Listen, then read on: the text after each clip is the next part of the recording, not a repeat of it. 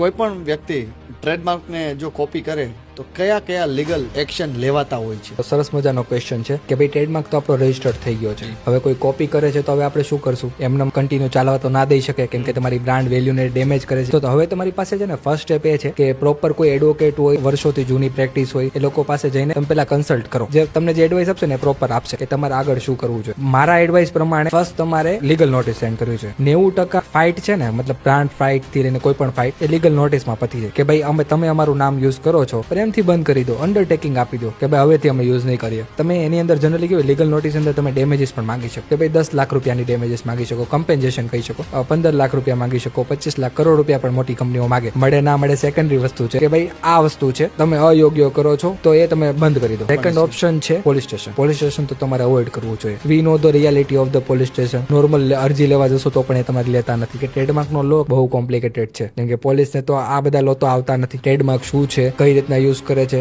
કે ભાઈ તમારે કરવી છે પોલીસ સ્ટેશનમાં તમે જઈને કરો, અમારો રોલ ત્યાં કઈ નથી. થર્ડ વન છે ને, બધી ડિસ્ટ્રિક્ટ કોર્ટની અંદર કોમર્શિયલ કોર્ટ આવે, જેમાં સ્પેશિયલ આ ટાઈપના કેસીસ ચાલે. એને કહેવાય આઈપી સૂટ. આઈપી મતલબ ઇન્ટેલેક્ચ્યુઅલ પ્રોપર્ટી, એને કહેવાય લિટિગેશન. કેસ ચલાવો ડાયરેક્ટલી કોમર્શિયલ કોર્ટની અંદર આઈપી સૂટ ફાઇલ કરી દેવા. નોર્મલી સ્ટેમ્પ ડ્યુટી જેની આવે છે, ભાઈ તમે જેટલો ક્લેમ કરો છો એની પર સ્ટેમ્પ ડ્યુટી ભરીને ડાયરેક્ટલી આઈપી સૂટ ફાઇલ કરી શકો. બધાથી વધુ રિઝલ્ટ આવે ને આઈપી સૂટમાં આવે કે ભાઈ કોર્ટનું સમન્સ જાય ને તો સારા લોકો બંધ કરી દે બ્રાન્ડ તમારી. આવી જ ઇન્ફોર્મેટિવ રીલ્સને જોવા માટે તમે અત્યારે જ આ પેજને ફોલો કરો.